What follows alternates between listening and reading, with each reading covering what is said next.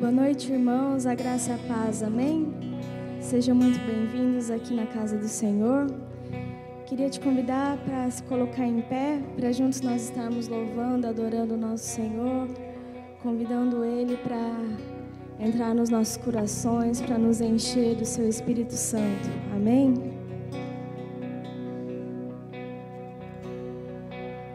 Tu provês o fogo o sacrifício sou. Tu provês o Espírito, eu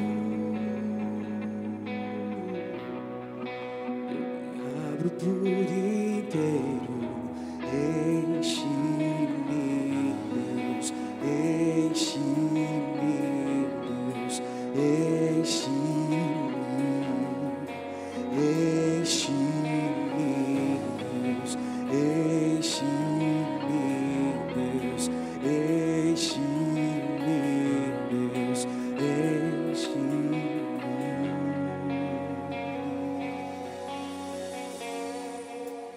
Tu provês o fogo.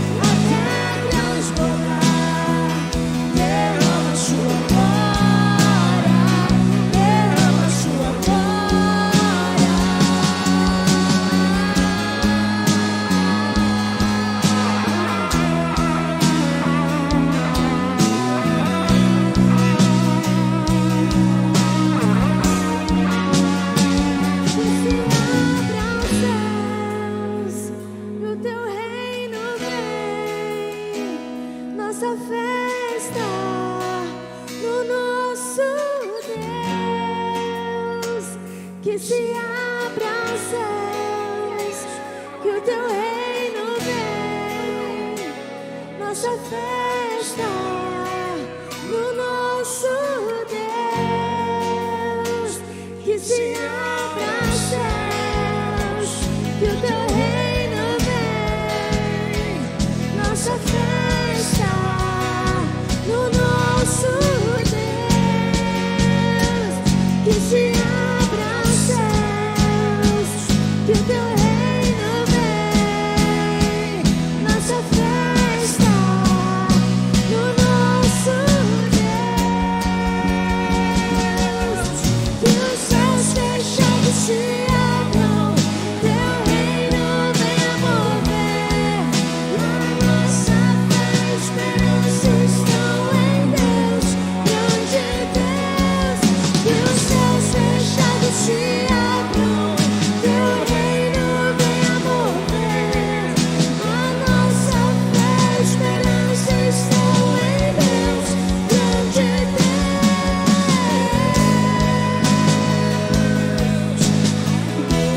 Nossa fé está firmada em Ti, Pai. Ó Senhor, não importa a situação, o Senhor está lá conosco, Pai, nos chamando de filhos, Pai, nos dando amor, nos dando misericórdia, Pai. Ó Senhor, obrigado, Pai, pelas Tuas promessas, Pai, pelas Tuas palavras, Pai. E o teu reino Declare isso. Nossa festa no nosso Deus, que se abram os céus, que o teu reino vem. Nossa festa no nosso Deus. Aleluia, Jesus. Aleluia, glória a Deus. Levante as suas mãos diante do Senhor e adore este nome, nome que está acima de todo nome, nome que é digno de toda adoração, digno de todo louvor. Nós estamos aqui para prestar culto ao Senhor, adorar aquele que é digno, que tem nos dado livramento dia após dia, que tem suprido as nossas necessidades, que tem nos fortalecido em meio às lutas, que nos renova com a Tua graça. Sim, os céus abertos neste lugar, onde o nome dEle é glorificado, ali os céus se encontram abertos. Nós oramos o nome de Jesus. Estabeleça, Senhor, aquilo que já está liberado nos céus, que venha o Teu reino sobre nós, venha o Teu reino sobre essa cidade, sobre esta nação, onde Tua igreja se encontra agora reunida e unida em Cristo. Senhor, nós oramos que a glória do Senhor seja derramada. Nós clamamos a Ti, Espírito Santo, venha despertar os sedentos e famintos, os cansados, venha saciá-los, para a honra e glória do Senhor, no nome de Jesus, amém. A graça e a paz de Jesus, irmãos amados, que bom tê-los aqui. Você pode declarar, irmão ou irmã que está ao seu lado, que bom que você está aqui, para juntos celebrar ao Senhor. Que bom que você está aqui, para juntos celebrar ao nome do Senhor Jesus. Pode tomar o seu assento, por favor, queridos. Os nossos queridos convidados, sejam muitos bem-vindos aqui nessa casa de oração. Queremos convidar você, queridos, para estar no final da celebração, estar dirigindo-se lá no fundo do balcão de informação e procurar aquele casal com jaleco azul e retirar-lhe o seu presente, tá bom? Você que é o nosso convidado, teremos a alegria de dar a você este presente, tá joia? Meus irmãos queridos, quero passar uma agenda breve para os irmãos. Bom, já é de rotina, já é algo que acontece na igreja nas terças-feiras, hoje da esperança, os irmãos sabem disso, às 20 horas, quarta pela manhã, a reunião de oração às 6h30, mas nós temos aí um trabalho muito especial das redes, e primeiramente nós queremos estar anunciando essa rede que nós estamos falando dias atrás, né, dos teens que estarão reunidos dessa quarta-feira às 20 horas, Last Night, com este tema, o poder do amor. Tenho certeza que será uma bênção. Adolescentes, venham. Pedimos aos pais estarem encorajando os seus filhos para que estejam aqui. Será um tempo muito especial. E na quinta-feira será a vez, nós, os homens, que estaremos aqui para sermos confrontados, irmãos, abençoados, tá bom? Abençoados, um tempo muito especial. E nessa ocasião será conosco um amigo muito, muito especial, precioso do Senhor, que é este homem de Deus, Marcos Tordoro.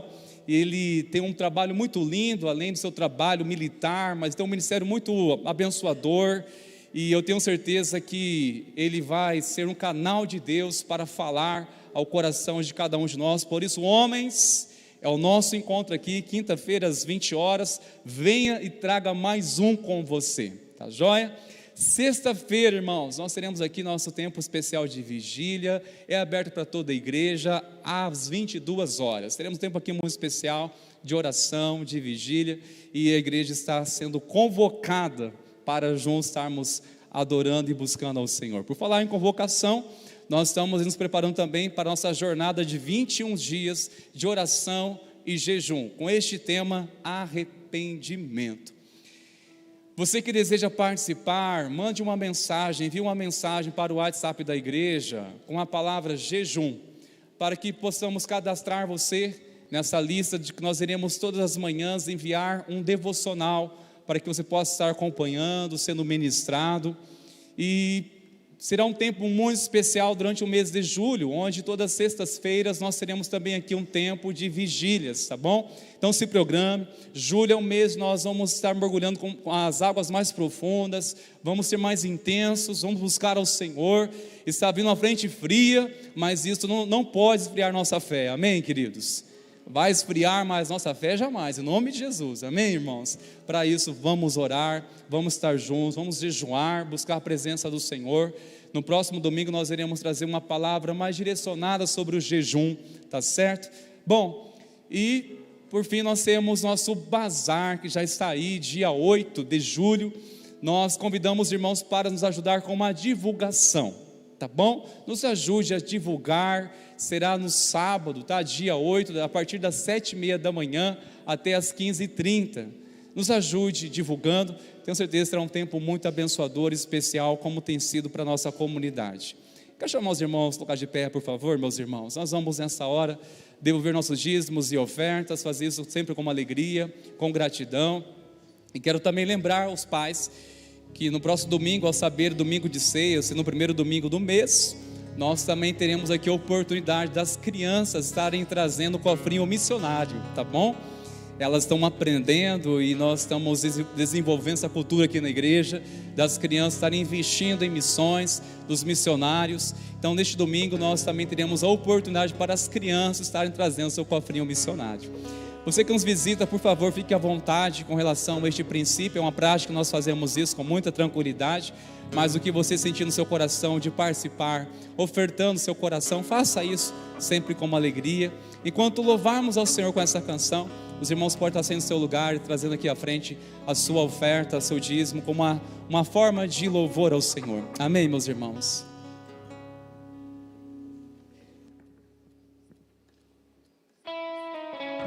Adora o Senhor com essas palmas.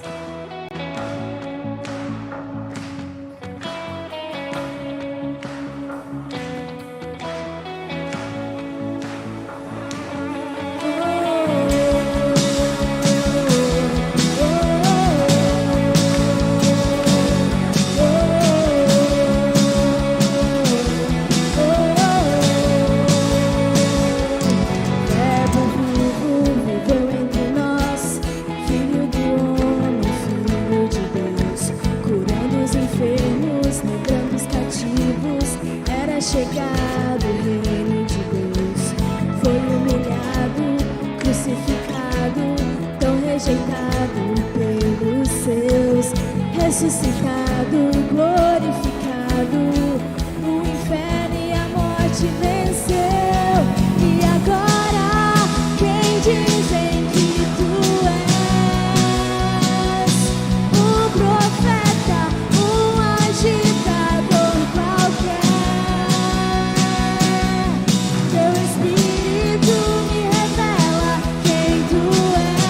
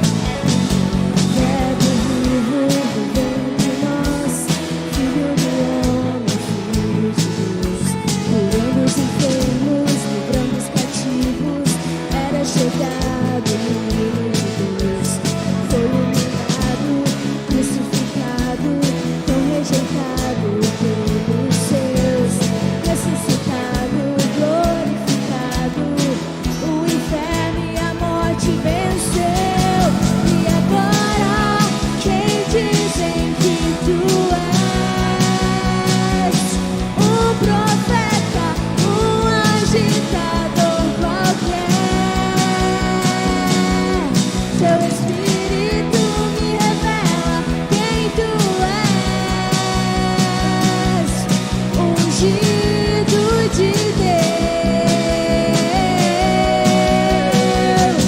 Tu és o Cristo, Filho do Deus vivo. Sobre esta rocha, tua igreja está. Tu és o Cristo, Filho do Deus vivo, rocha inabalável, outro igual não há. Tu és o Cristo, Filho do Deus vivo, sobre essa rocha, tua igreja está. Tu és o Cristo, Filho do Deus vivo, rocha inabalável, outro igual não há, igual não há.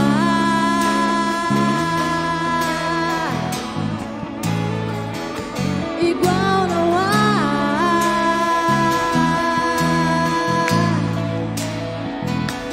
Ó Senhor, nós somos gratos por Ti, Pai, por ter nos dado Seu único Filho para morrer por nós, Pai, no nosso lugar, para nos salvar, Pai, para nos limpar de todo pecado, Senhor. Obrigado, Pai, pelas Tuas misericórdias, pelo Teu amor sem fim, Pai. Obrigado pelo Teu Filho, Pai. Declare isso mais uma vez. Tu és o Cristo, Filho do Deus vivo.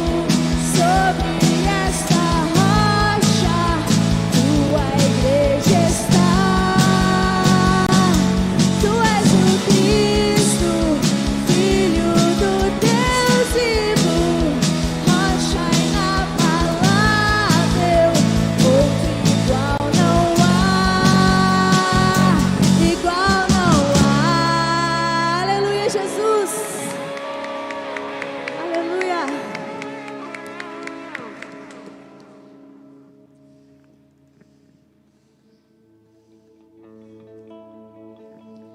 Tu és grande, Pai, Tu és maravilhoso. Não há outro igual a Ti, Senhor.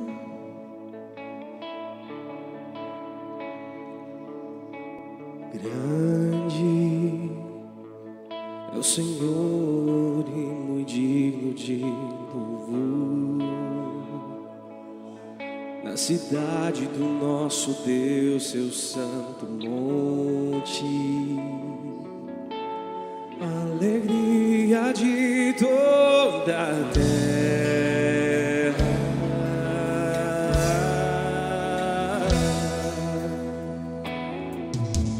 Grande é o Senhor em quem nós temos a vitória, que nos ajuda contra o inimigo. Por isso diante dele nos prostramos.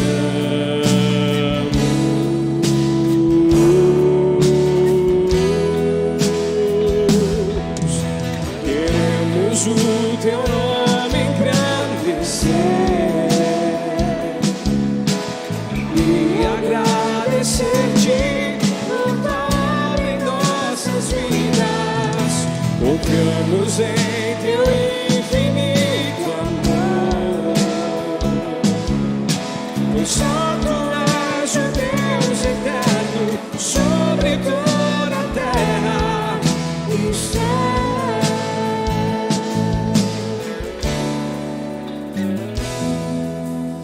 Grande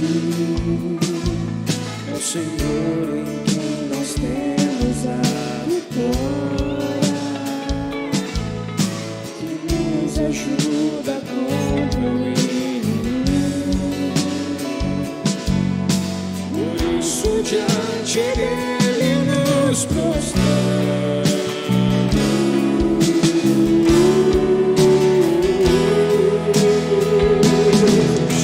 Queremos o teu nome engrandecer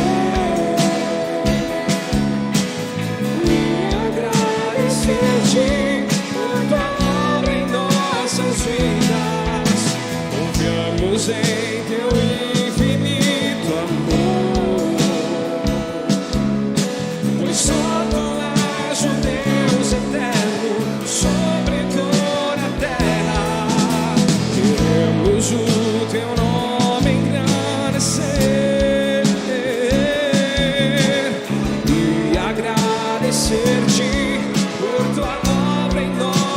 vidas.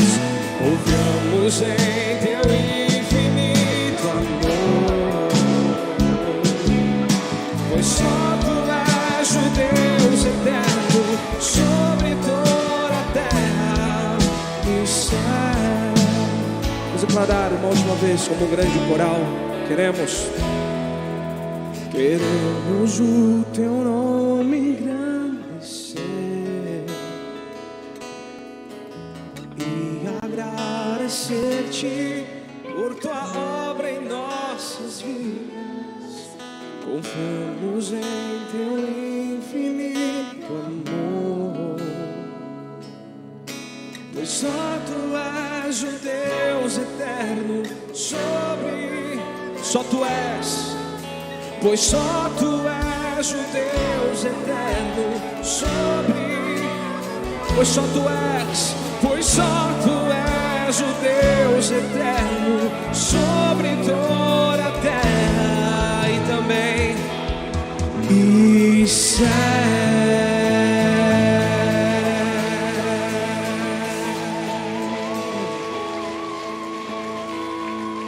Vamos mais uma vez, só as vozes, Guilherme? Podemos? Só mais uma vez esse refrão, as vozes, queridos. Queremos o teu nome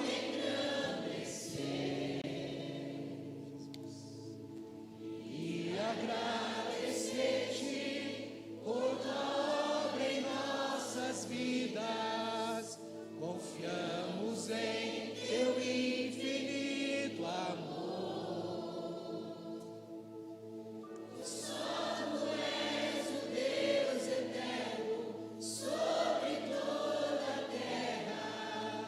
Isso é.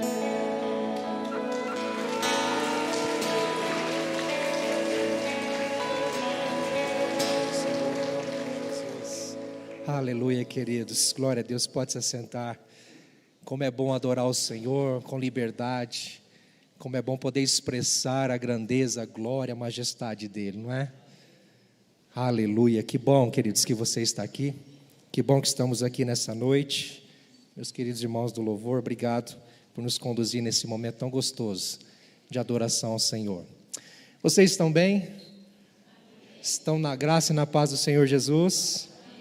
O coração já está saciado aí ou cabe um pouquinho mais de um pão do céu? Cabe? Então eu estou como você, aberto ao que Deus tem hoje para nós através da sua palavra.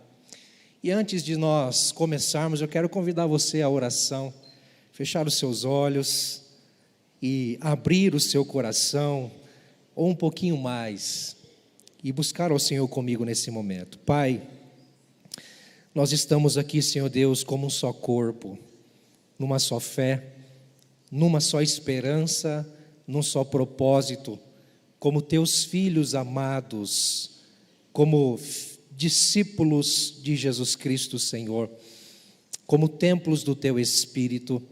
Estamos aqui, Senhor Deus, para Te celebrar, Te adorar, Te glorificar, mas estamos aqui também, Senhor, para ouvirmos a Tua voz, voz, Senhor, que brada por meio da Tua palavra. Senhor, dá-nos ouvidos atentos nessa noite, dá-nos, Senhor Deus amado, um coração sensível nessa noite, ouvidos espirituais abertos, bem abertos, escancarados, para entender, ó Deus amado, a Tua vontade e o Teu propósito. Que não nos reste dúvida, Senhor, do que o Senhor quer de nós. Pai, mova o meu coração, Senhor Deus amado, na Tua direção, Espírito Santo, e que saiamos daqui, Senhor Deus, mais cheios de Ti e menos de nós mesmos, no nome de Jesus. Amém. Amém, queridos. Glória a Deus. Meus irmãos, nós estamos nessa série Ungidos, e se você já participou, veio, ouviu, acompanhou pelo menos uma das mensagens dessa série que começamos desde o início do mês, foi falado aqui sobre Saul e rendeu, hein? Rendeu conteúdo, assunto, lições, exemplos para a nossa caminhada na fé. Você deve ter percebido que esse tema não se trata diretamente em que Deus nos unge para um propósito em que Deus nos unge, nos capacita para uma função exatamente, mas sim que, como ungidos, nós precisamos estar vigilantes, porque nós não deixamos de ser pecadores. Uma vez ungidos, nós permanecemos pecáveis. Nós não somos impecáveis, não é? E nós vimos na história de Saul muito sobre isso, como foi o seu desenrolar no pecado, o seu desfecho, infelizmente um desfecho traumático, triste, porém com muitas lições para a nossa vida. Queridos, e quando a gente pensa na questão de sermos ungidos, nós precisamos entender sim, que nós somos do Senhor. Em Jesus Cristo nós somos de Deus.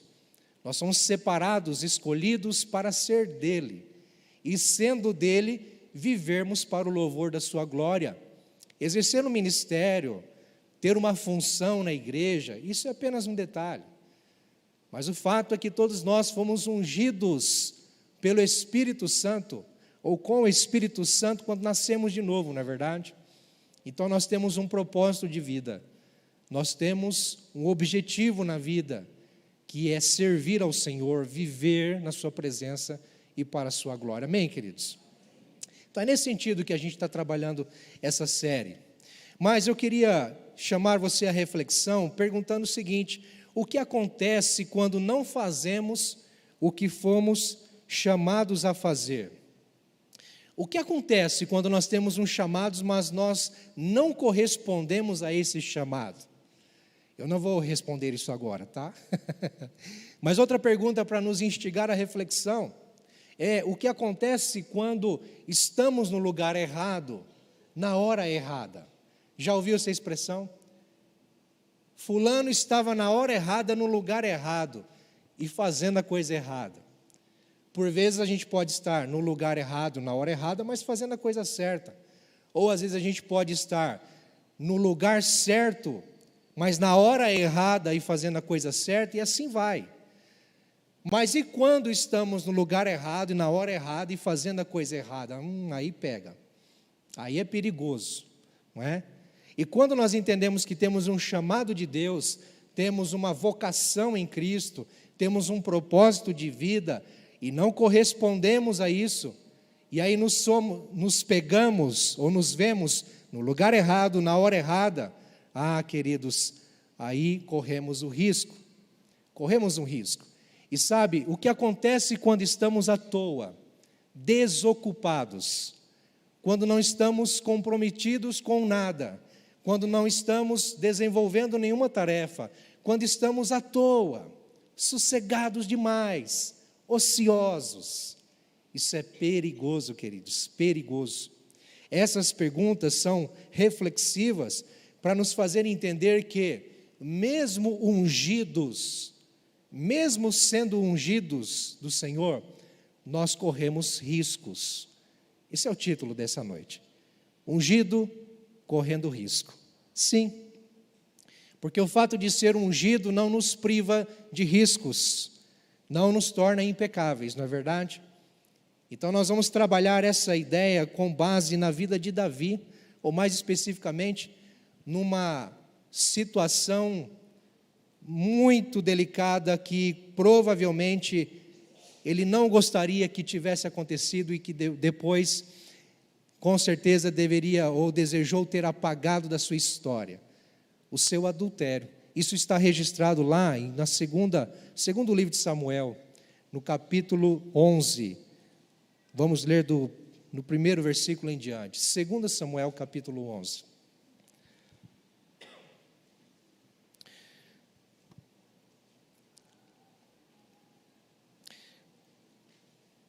Quando nós observamos a história de um personagem bíblico, principalmente os seus erros, nós não temos a intenção de acusá-lo, nós não temos a intenção de reforçar o seu erro. Não, nós temos a intenção sempre de aprender com os seus erros. Já ouviu essa expressão? Aprenda com os outros. Aprenda com os erros dos outros, que é mais fácil. É muito melhor nós aprendermos com os erros dos outros do que nós mesmos errarmos. e sofrermos consequências por isso. Então, Deus nos deu histórias bíblicas para nos ensinar, nos instruir ao caminho que não devemos trilhar, ou muitas vezes o caminho que devemos seguir, não é? Então, abre o seu coração. Não vamos julgar Davi, não vamos condenar Davi, nós vamos aprender com ele. Amém, queridos? Bom, o texto começa no primeiro versículo, dizendo que, na primavera, época em que os reis saíam para a guerra, Davi enviou para a batalha Joabe com seus oficiais e todo o exército de Israel. E eles derrotaram os amonitas e cercaram Rabá. Mas Davi permaneceu em Jerusalém. Davi permaneceu em Jerusalém quando, sendo ungido do Senhor, separado e escolhido pelo Senhor, para ser o líder, o governante, estar à frente, guiar o seu povo, ele deveria estar no campo de batalha.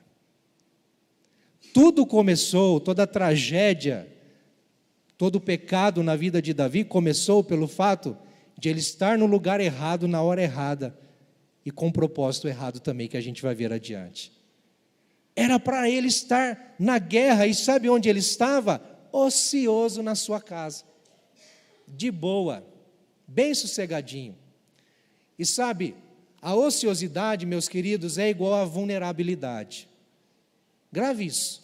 Ociosidade, estar desocupado é igual à vulnerabilidade. Corremos riscos. Estar à toa, desocupado, é um risco para nós.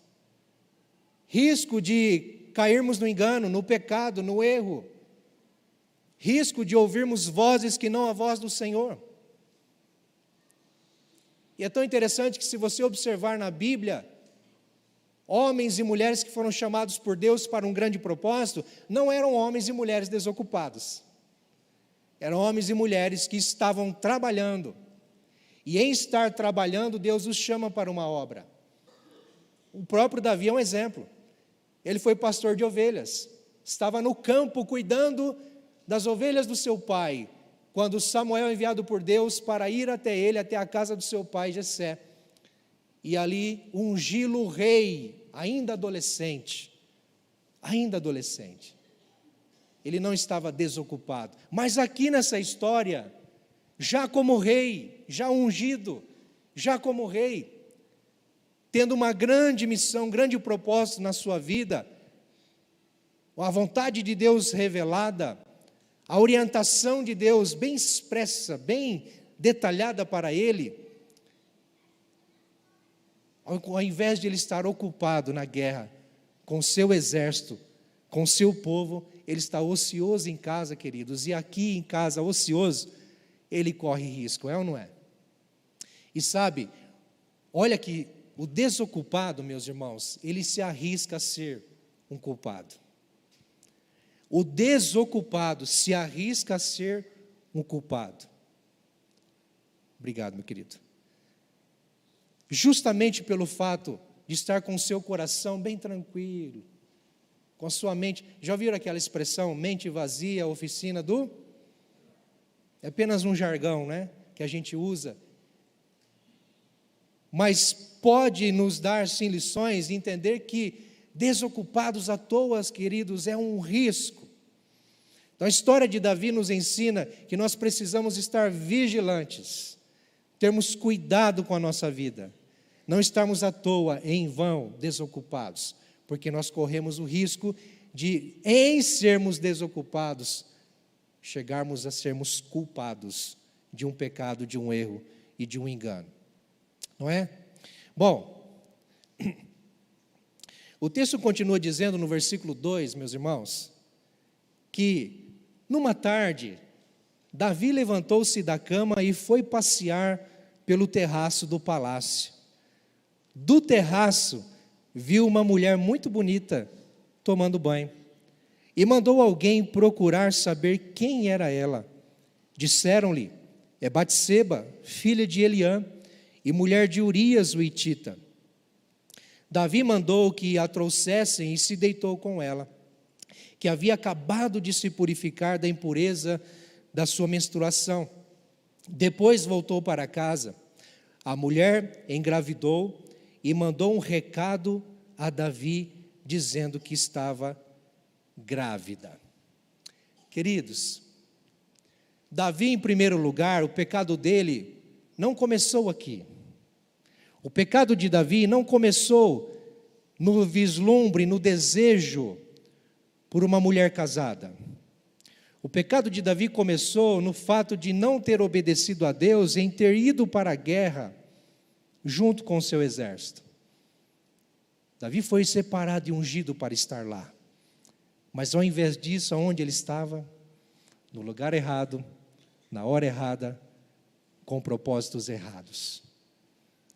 E em meio a essa cobiça, em meio a esse enredo, seu coração ali enredado pelo seu próprio pecado, surge uma mulher muito bonita, como diz o texto, que lhe atrai o olhar, lhe atrai a atenção e o desejo. E ali então ele leva, ou ele evolui o seu pecado para um outro nível do adultério. Ele sendo um adúltero, porque era casado com Micaías, e tinha até outras mulheres, como o rei, que teoricamente com o poder para isso, mas não do agrado de Deus. Mas ele comete adultério com essa mulher, queridos, e leva essa mulher também ao adultério. E sabe o que eu aprendo com isso? Que estar no lugar em que não se deve estar é risco de se fazer o que não se deve fazer. Estar no lugar errado, ou no lugar em que não se deve estar, é um grande risco de fazermos o que não devemos fazer. Quando sabemos que não podemos ir a tal lugar, mas temos a ousadia para ir, a coragem para ir, nós corremos o risco de fazer aquilo que não agrada a Deus. Quando eu trabalhava certa vez numa empresa, e gostava muito de trabalhar lá, era contente, muito agradecido ao Senhor, e sempre tinha aquelas festas de final de ano, né? Aquelas festanças, bem gostosa, bem descontraída, mas aquele tipo de festa que qualquer cristão, por mais simples que seja, por mais iniciante na fé que seja, vai compreender que não é um bom lugar, não é um lugar saudável para se estar. E por muitas vezes eu disse não, por muitas vezes eu neguei estar lá, justamente por saber que não era um ambiente agradável. Muitas vezes, ou muitos anos, aconteceram de nessas festas só poderem ir os homens, olha, só os homens. Afinal de contas, a equipe do trabalho era a maioria de homens. E aí não podia levar esposa, não podia levar filhos, não podia levar família. Eu falei, oxe, que estranho, que esquisito isso aí não é para mim não. Isso aí não compete a mim. Ah, mas vai ser gostoso, vai ser agradável, vai estar bom. Pode ser bom, pode ser gostoso, pode ser agradável, mas não é para mim. Eu não quero. Isso não vai me fazer bem. Eu vou deixar minha esposa em casa, meus filhos em casa para me divertir? Não vou.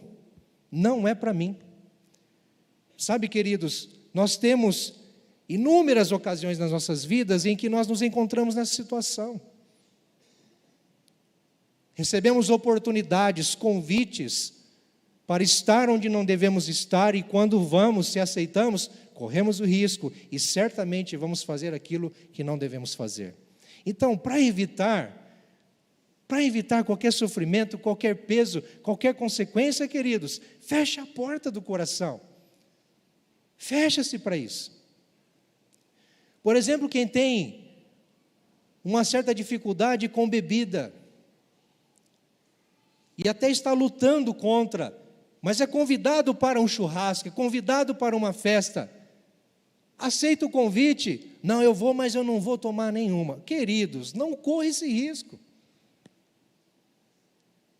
Não corra esse risco, é um laço, é um prato cheio.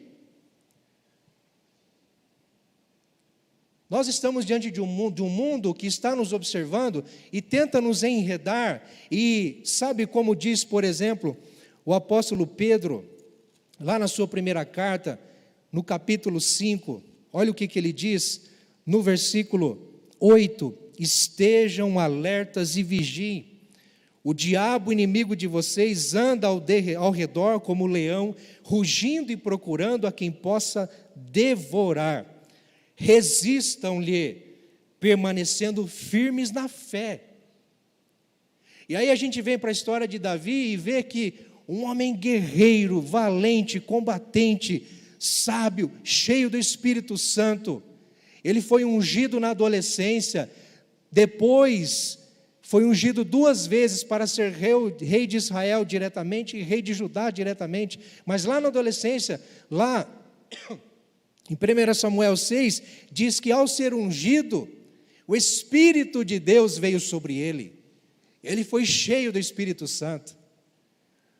Foi ungido, separado, escolhido, mas mesmo assim, o seu coração foi enredado, emaranhado pelo seu próprio pecado, pela sua própria cobiça.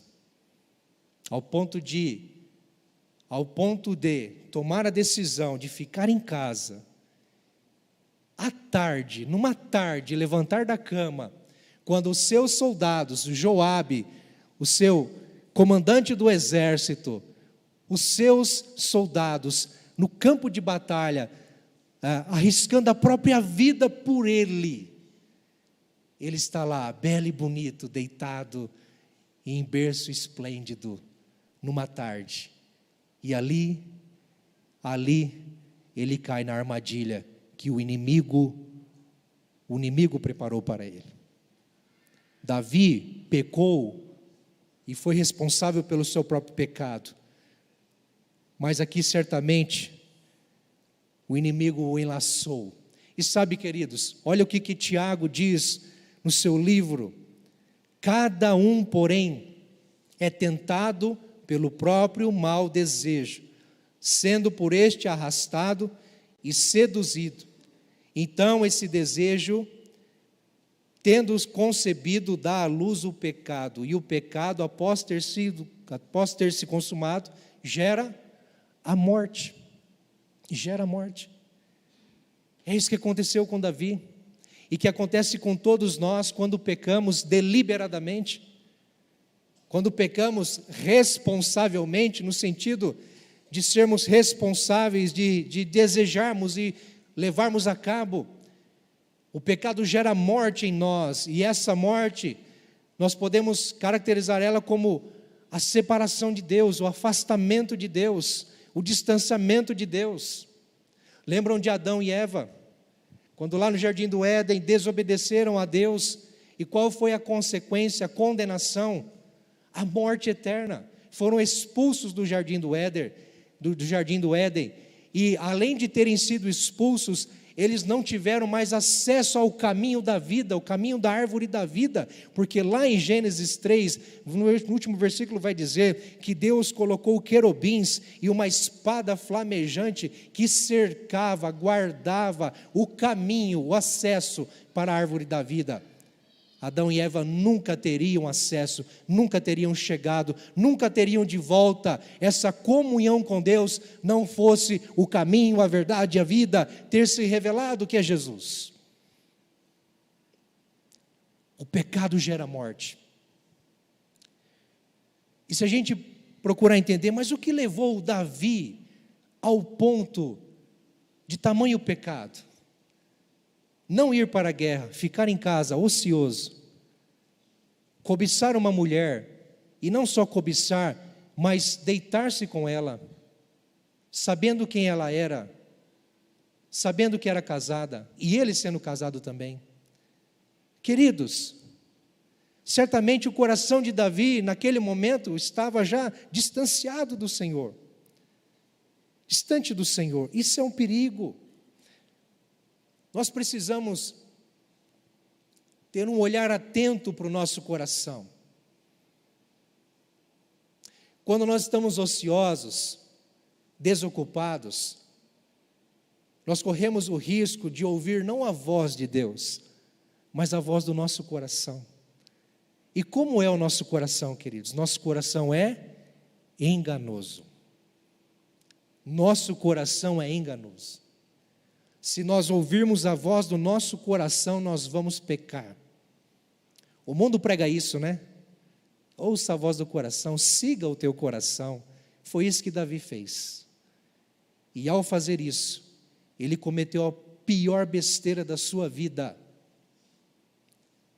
Provavelmente, ou melhor dizendo, essa história, pecado do adultério de Davi, é algo que, com certeza ele e toda a sua família depois, todo israelita, judeu, todo o povo de Deus,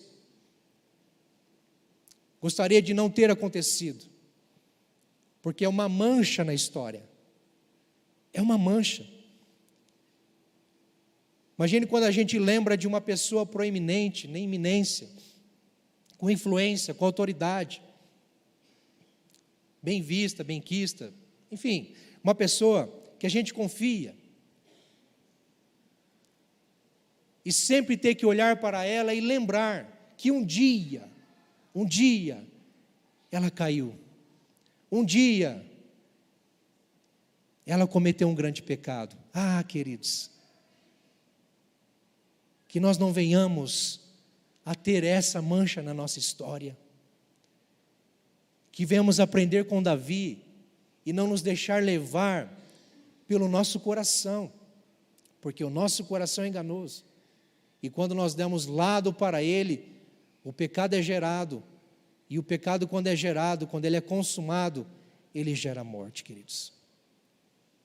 Mas sabe, há uma palavra de esperança, em meio à tentação, há uma palavra de esperança. Olha o que o apóstolo Paulo fala, lá em 1 Coríntios 10:13, não sobreveio a vocês tentação que não fosse comum aos homens, porque toda tentação que nós passamos, todos nós passamos, e até Jesus, quando veio ao mundo, viveu aqui 33 anos, ele sofreu as mesmas tentações que nós, mas com uma única diferença, ele não cedeu ao pecado, porque ele foi puro, ele não tinha um coração pecador, não tinha uma natureza pecadora como nós temos. E o que Paulo está dizendo é, Deus é fiel, Ele não permitirá que vocês sejam tentados além do que podem suportar. Nós jamais podemos dizer que fomos forçados a algo, jamais poderemos dizer que fomos pressionados a algo. Tem muito crente por aí, queridos, que gostam de dar culpa ou colocar a responsabilidade sobre o inimigo em relação ao pecado. O inimigo entrou na minha vida, o inimigo, sabe, lançou uma seta, o inimigo fez alguma coisa. Não, o desejo está aqui, ó. E se nós não tomarmos cuidados, não sermos vigilantes, ele nos domina e nos leva a atitudes que desagradam a Deus, queridos. Mas em meio às tentações que o próprio inimigo nos tenta, sim, mas a responsabilidade é nossa. Em meio às tentações, queridos, há sempre um escape, há sempre uma oportunidade de dizer não. Davi não foi para a guerra, estava lá ocioso, e de repente, numa tarde, ele vê uma bela mulher. Ao vê-la, ele a desejou. Opa, ali ele já poderia ter pisado no freio. Opa, é bonita sim, legal, mas ela não é minha. Ela tem dono, ela tem marido. Ou melhor, ele não sabia, ele poderia pensar. Não, mas o que ele fez, queridos? Ele deixou que a cobiça o dominasse e mandou chamá-la. E não só mandou chamá-la, mas se deitou com ela. Ele teve a oportunidade de fechar os olhos, teve a oportunidade de dizer não, teve a oportunidade de fugir. Como fez, por exemplo, José, quando era um mordomo, como era o administrador de Potifar, lá no Egito, e a esposa dele, do seu senhor, o cobiçava tentava ele várias vezes para se deitar com ele, ele sempre fugia. E numa ocasião, se ele quisesse, ele tinha tudo para acontecer. Dentro do quarto, dentro da casa, só os dois. E ela então arma uma cilada e puxa ele e tenta forçar se deitar com ele. Ele sai correndo e diz: jamais aconteça de o teu servo fazer alguma coisa contra o meu Senhor. Ele sai correndo, sofre até consequências, como quem tentou alguma coisa com ela depois.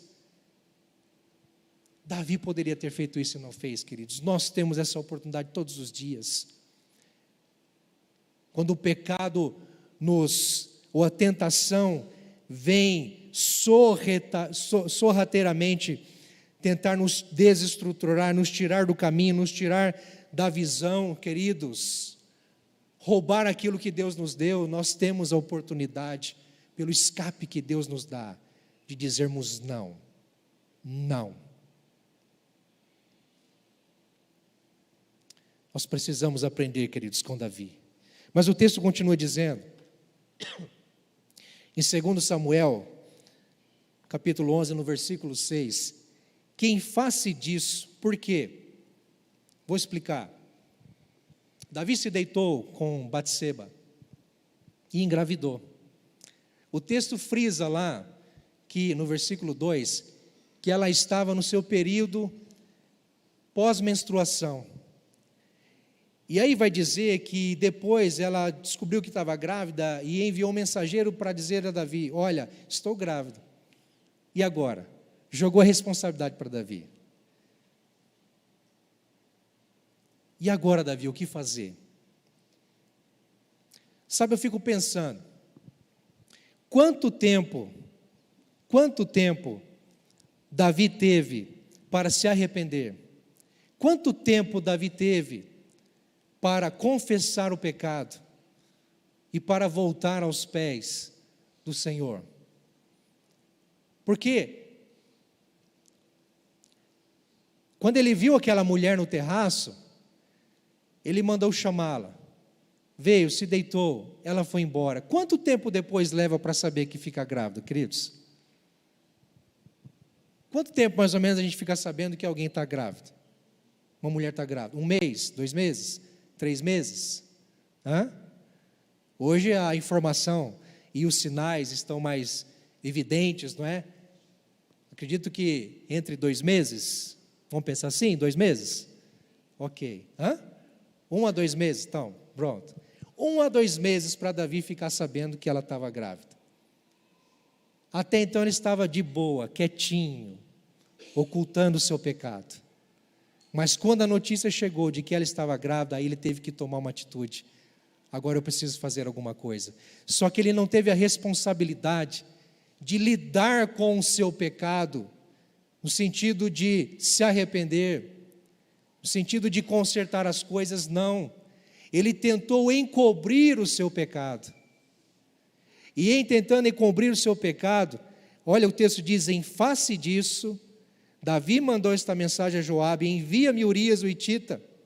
E Joabe o enviou. Quando Urias chegou, Davi perguntou-lhe como estavam Joabe e os soldados e como estava indo a guerra. E lhe disse: vá descansar um pouco em sua casa. Urias saiu do palácio e logo lhe foi mandado um presente da parte do rei. Davi tentou fazer com que Urias, o marido da mulher com quem Davi se deitou, Davi fez com que este homem, ele tirou ele lá da guerra, ele estava em campo de batalha, estava dando a sua vida pelo povo de Israel, pelo próprio Davi, tirou ele do campo de batalha e trouxe para que ele viesse se deitar com a sua própria mulher, quem sabe a fim de fazer com que depois ele voltasse para a guerra e recebesse a notícia de que a mulher dele estava grávida, a fim de ocultar o seu pecado, meus queridos. É isso que o pecado faz em nós, quando nós estamos aprisionados, enredados, mergulhados no pecado, queridos, nós entramos, sabe, num abismo que chama outro abismo, e nós nos preocupamos muito mais com a nossa reputação, do que termos a responsabilidade de lidarmos com isso, de acertarmos as coisas.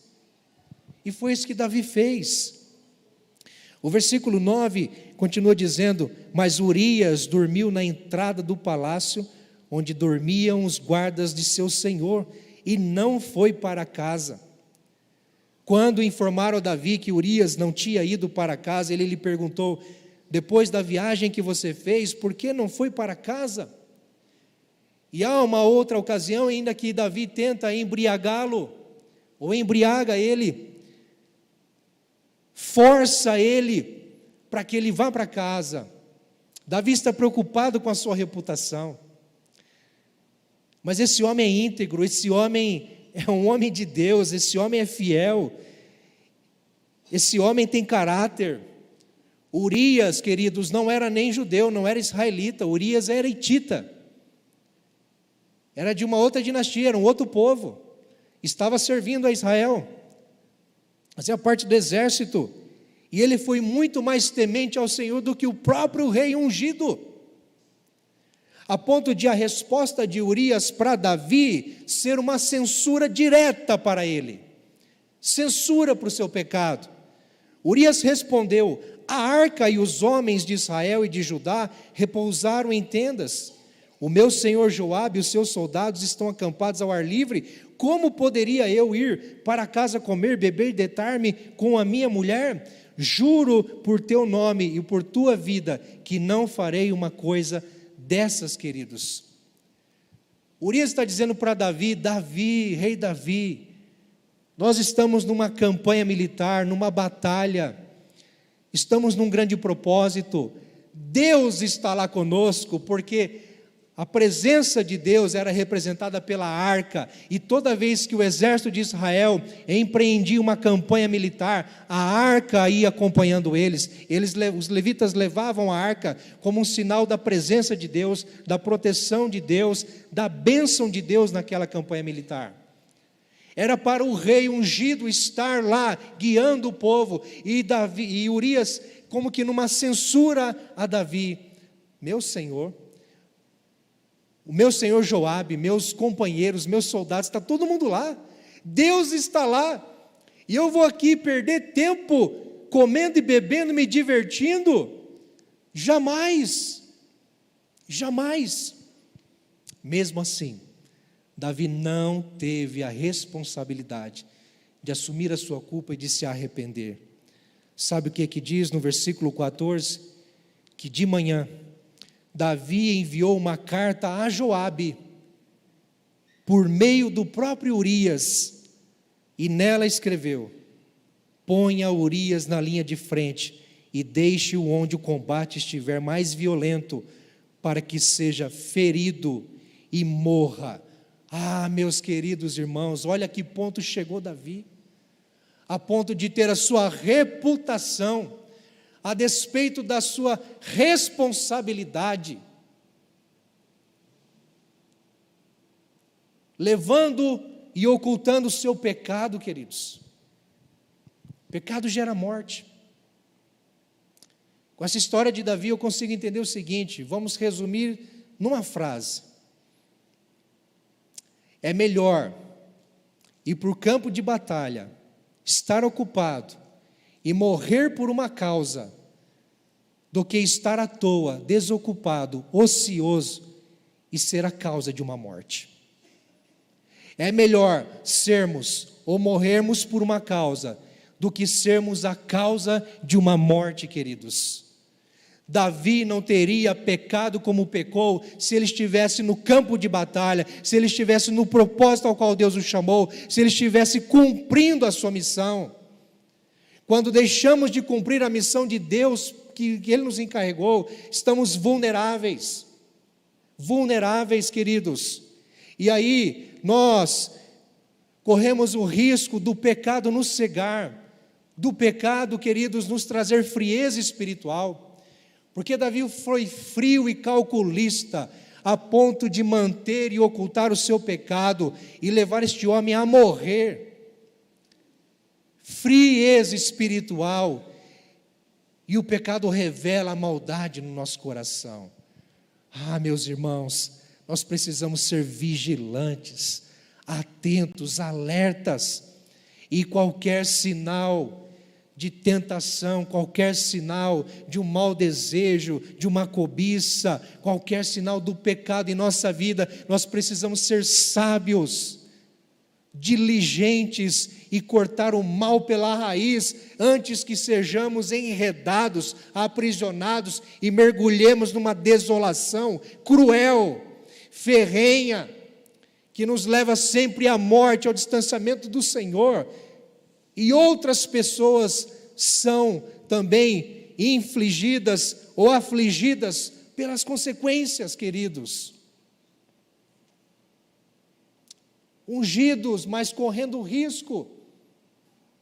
Não podemos brincar com o pecado, não podemos brincar de sermos crentes, queridos.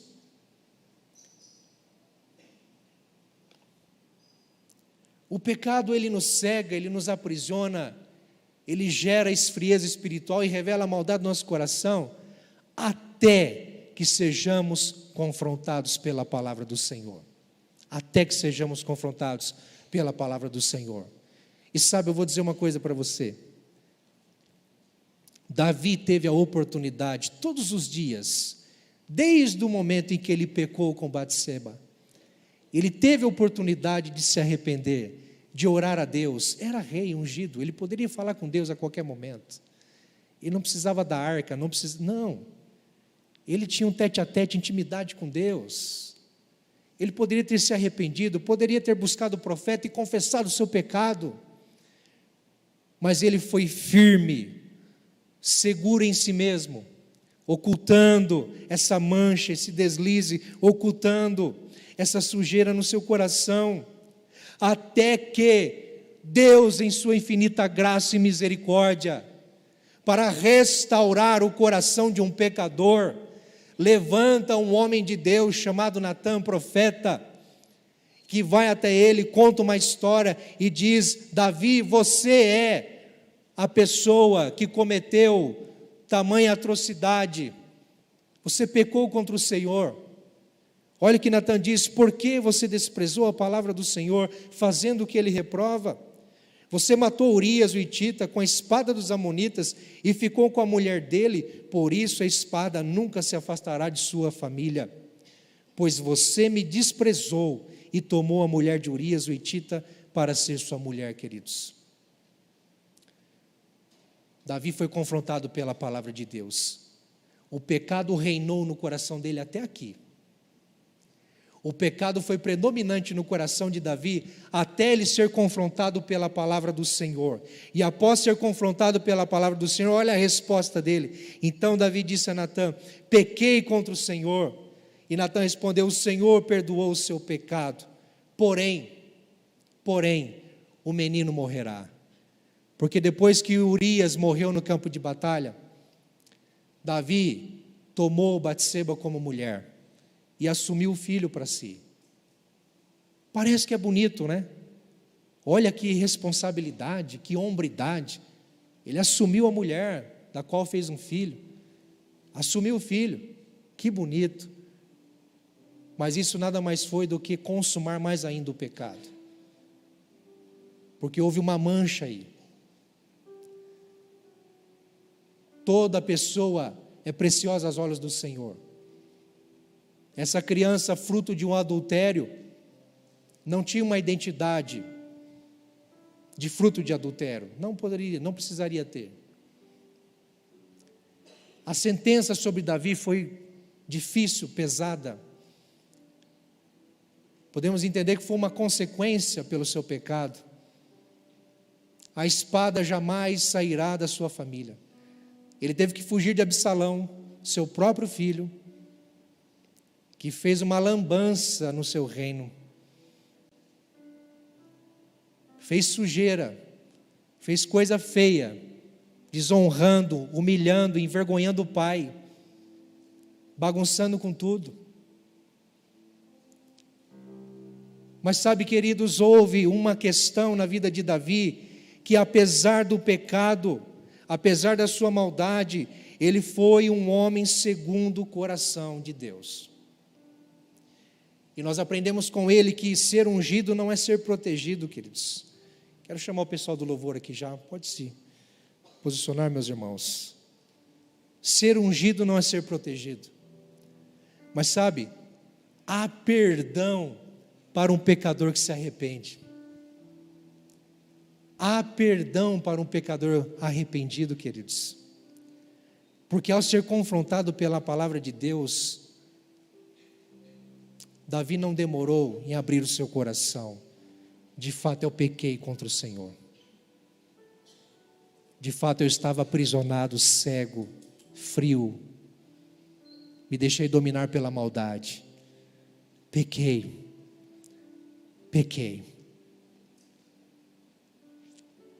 Ah, queridos, não basta ser ungido, tem que ser compungido.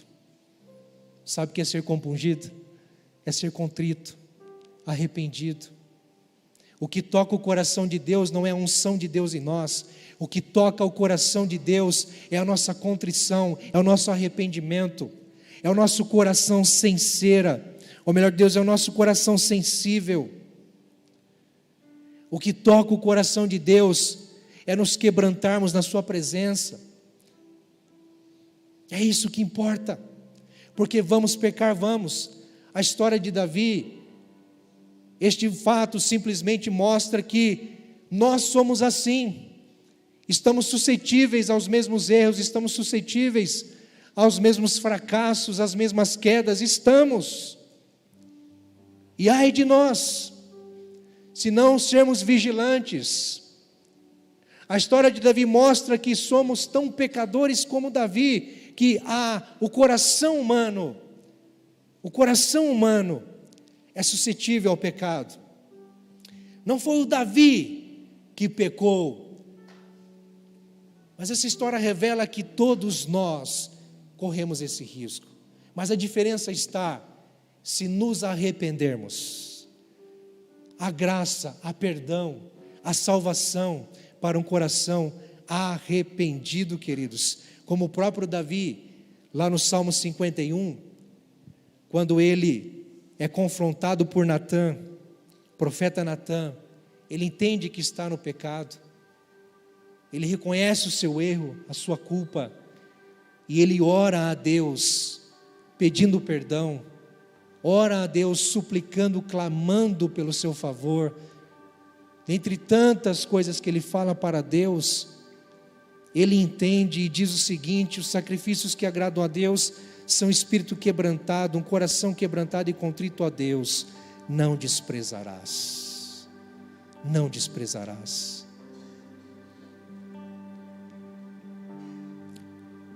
O apóstolo João diz na sua primeira carta, versículo 1:9: se confessarmos os nossos pecados, Ele é fiel e justo para nos perdoar os pecados e nos purificar de toda a injustiça, queridos. Há perdão para nós. A história de Davi não simplesmente revela um fracasso, uma queda, pelo contrário, revela um reconcerto, revela uma reconstrução, revela perdão, revela a graça salvadora de Deus reinando e imperando sobre o mal, sobre o pecado. E essa mesma graça está sobre nós hoje em Cristo Jesus, que nos convida todos os dias a rasgarmos o nosso coração, quebrantados e contritos, arrependidos. Como diz o Salmo 19: expurga-me tu, Senhor, dos pecados que me são ocultos, porque são tantos. Quem não tem pecado que atire a primeira pedra, disse Jesus.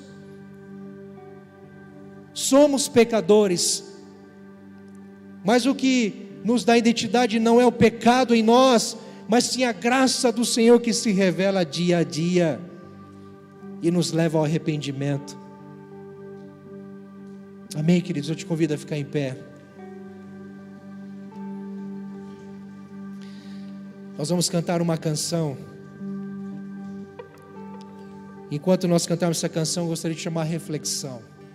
Não vamos fazer um apelo aqui, não vou te chamar à frente, mas eu gostaria que você abrisse seu coração. E nessa canção, se você entender, Deus falou com você, que você precisa se arrepender de algo, confessar ao Senhor algum pecado, faça isso agora.